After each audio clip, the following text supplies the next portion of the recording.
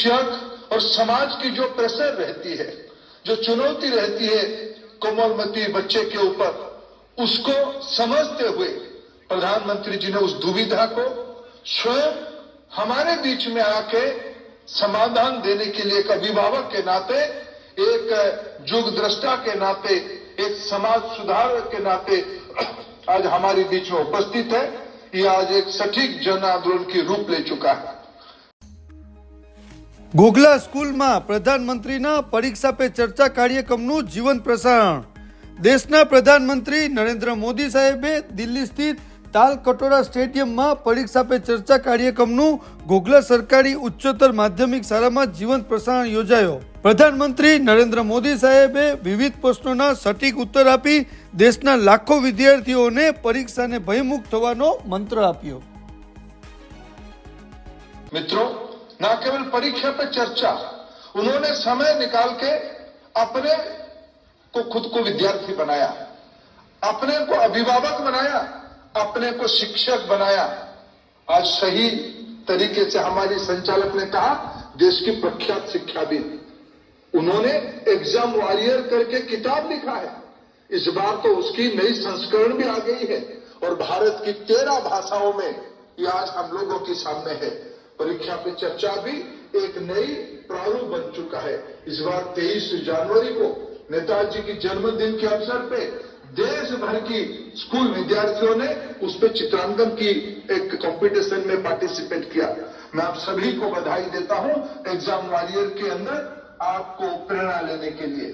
मित्रों, देश में राष्ट्रीय शिक्षा नीति भी लागू हो रहा है।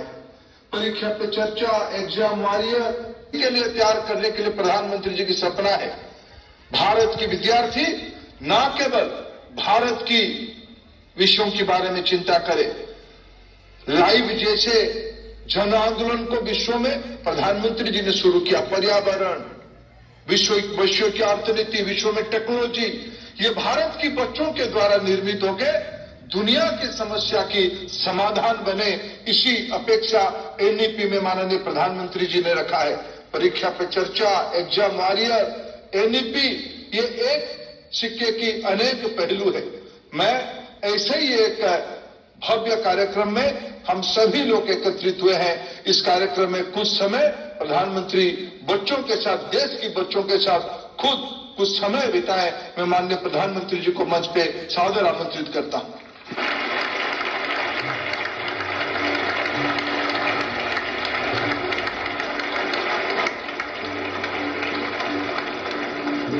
नमस्ते।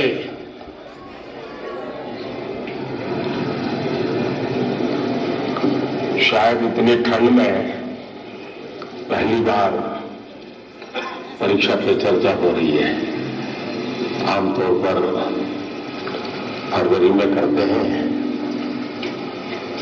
लेकिन अब विचार आया कि आप सबको 26 जनवरी का भी लाभ मिले। फायदा उठाया ना, जो बाहर के हैं उन्होंने गए थे कर्तव्य पथ पे। कैसा लगा? बहुत अच्छा लगा। अच्छा, घर जाके क्या बताएंगे? कुछ नहीं बताएंगे। अच्छा साथियों, समय ज्यादा लेता नहीं हूं मैं, लेकिन मैं इतना जरूर कहूंगा कि परीक्षा पे चर्चा मेरी भी परीक्षा है।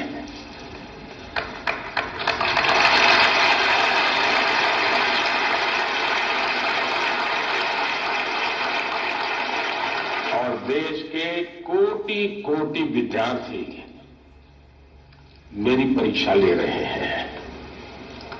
अब मुझे ये परीक्षा देने में खुशी होती है, आनंद आता है, क्योंकि मुझे जो सवाल मिलते हैं लाखों की तादाद में, बहुत प्रोएक्टिवली बच्चे सवाल पूछते हैं, अपनी समस्या बताते हैं, व्यक्तिगत पीड़ा भी बताते हैं। मेरे लिए बड़ा सौभाग्य है कि मेरे देश का युवा मन क्या सोचता है, कि उलझनों से गुजरता है, देश से उसकी अपेक्षाएं क्या है, सरकारों से उसकी अपेक्षाएं क्या है, उसके सपने क्या है, संकल्प क्या है। यानी सचमुच में मेरे लिए ये बहुत बड़ा खजाना है। और मैं तो मेरी सिस्टम को कहा हुआ है कि इन सारे सवालों को इकट्ठा करके रखिए। कभी 10-15 साल के बाद मौका मिलेगा तो उसको सोशल साइंटिस्टों के द्वारा उसका एनालिसिस करेंगे। और पीढ़ी बदलती जाती है वैसे, स्थितियां जैसे बदलती जाती हैं वैसे उनके सपने, उनके संकल्प, उनकी सोच कैसे बहुत माइक्रो तरीके से बदलती है। इसका एक बहुत बड़ा थीसिस, शायद ही इतना सैंपल किसी के पास नहीं होगा जी तक। आप लोग मुझे सवाल पूछ करके भेजते हैं।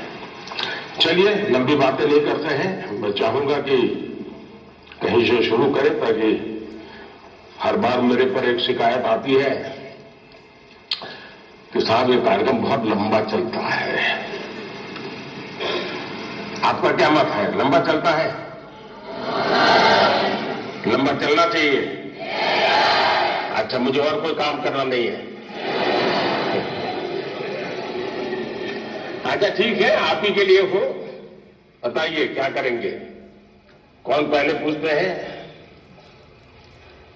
दुनिया को बदलने की तमन्ना हो अगर, दुनिया को बदलने की तमन्ना हो अगर, दुनिया को नहीं खुद को बदलना सीखे। माननीय प्रधानमंत्री जी, आपका प्रेरक एवं ज्ञानवर्धक उद्बोधन सदैव हमें सकारात्मक ऊर्जा एवं विश्वास से भर देता है। आपके बृहद अनुभव एवं ज्ञानपूर्ण मार्गदर्शन की हम सब उत्सुकता से प्रतीक्षा कर रहे हैं। माननीय, आपके आशीर्वाद एवं अनुमति से हम इस कार्यक्रम का शुभारंभ करना चाहते हैं।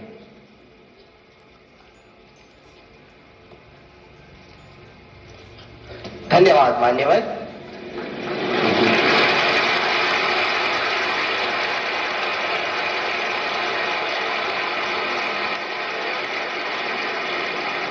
माननीय प्रधानमंत्री जी, अपनी समृद्ध सांस्कृतिक विरासत और स्थापत्य सौंदर्य के लिए प्रसिद्ध शहर मदुरई से अश्विनी एक प्रश्न पूछना चाहती है। अश्विनी, कृपया अपना प्रश्न पूछिए। Honorable Prime Minister Sir, Namaskar. My name is Ashwini. I am a student of Kendra Vidyalaya number 2 Madurai, Tamil Nadu. My question to you sir is, how do I deal with my family disappointment if my results are not good? What if I don't get the marks I am expecting? Being a good student is also not an easy job. Expectations of others become so high that the person who's giving exam gets so much stress and they go into depression. Nowadays, it is common for students to cut their hands and become irritated, and there is no one they could trust with their feelings. Kindly guide me on this. Thank you, sir. Dhanyavad Ashwini. Honorable Prime Minister Sir, Navtesh Dagur hails from the heart of India's capital, Delhi, the imperial seat of several empires, with its charming blend of a grand medieval history and amazing architectural style. Navtesh is seated in the hall and wishes to discuss an identical issue through his question. Navtesh, please ask your question. Good morning, Honorable Prime Minister Sir. I am Navtesh Dagur of Kendra Vidyalaya, Pitampura, Delhi region. Sir, my question to you is, how do I deal with my family's situation when my results are not good? Kindly guide me, sir. Thank you very much. Thank you Navtesh. माननीय प्रधानमंत्री जी, संसार को शांति और करुणा का संदेश देने वाले भगवान बुद्ध, गुरु गोविंद सिंह तथा वर्धमान महावीर की जन्मभूमि प्राचीन नगर पटना से प्रियंका कुमारी कुछ इसी प्रकार की समस्या से जूझ रही हैं और आपका मार्गदर्शन चाहती हैं। प्रियंका, कृपया अपना प्रश्न पूछिए। नमस्ते माननीय प्रधानमंत्री जी, मेरा नाम प्रियंका कुमारी है। मैं रवीन बालिका +2 विद्यालय से राजेंद्र नगर पटना से 11वीं की छात्रा हूँ। मेरा प्रश्न यह है कि मेरे परिवार में सब अच्छे नंबर से पास हुए, मुझे भी अच्छा नंबर लाना है। इसके लिए मैं तनाव में चली गई हूँ। इसके लिए आप मुझे मार्गदर्शन दें। धन्यवाद। अश्विनी, आप क्रिकेट खेलती है क्या? क्रिकेट में बोलिंग बहुत होता है।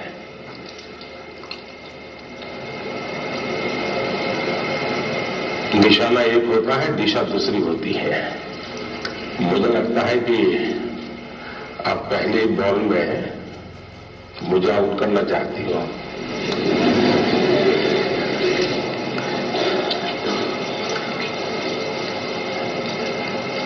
अगर परिवार के लोगों के आपके बहुत अपेक्षाएं होना बहुत स्वाभाविक है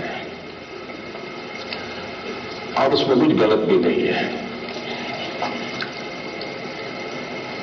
लेकिन अगर परिवार के लोग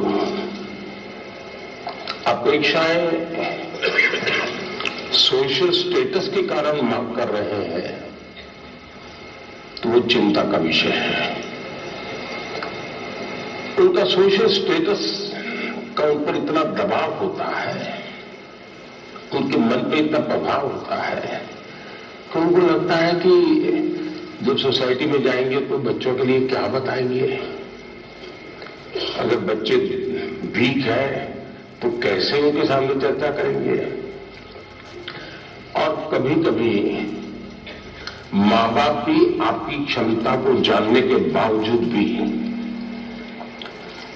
अपने सोशल स्टेटस के कारण अपने आसपास के साथियों दोस्तों में क्लब में जाते हैं, सोसाइटी में जाते हैं, कभी तालाब में कपड़े धोए जाते हैं, बैठते हैं, बातें करते हैं, बच्चों की बातें निकलती हैं, फिर उनको एक इंफीरियरिटी कॉम्प्लेक्स आता है और इसलिए बाहर बहुत बड़ी बड़ी बातें बता देते हैं अपने बच्चों के लिए और फिर धीरे धीरे वो इंटरनलाइज कर लेते हैं और फिर घर में आकर के भी वही अपेक्षाएं करते हैं और समाज जीवन में ये सहज प्रवृत्ति बनी हुई है। दूसरा, आप अच्छा करेंगे तो भी हर कोई आपसे नई अपेक्षा करेगा। हम तो राजनीति में हैं, हम कितने ही चुनाव क्यों न जीत लें, लेकिन ऐसा दबाव पैदा किया जाता है कि हमें हारना ही नहीं है।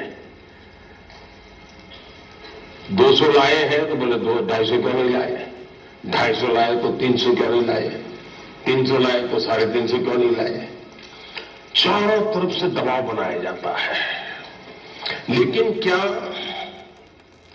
हमें इन दबावों से दबना चाहिए क्या? पल भर सोचिए कि आपको जो दिन भर कहा जाता है, चारों तरफ से जो सुना जाता है, उसी में अपना समय बर्बाद करेंगे कि आप अपने भीतर देखेंगे अपनी क्षमता, अपनी प्रायोरिटी, अपनी आवश्यकता, अपने इरादे, थोड़ा हर अपेक्षाओं को उसके साथ जोड़िए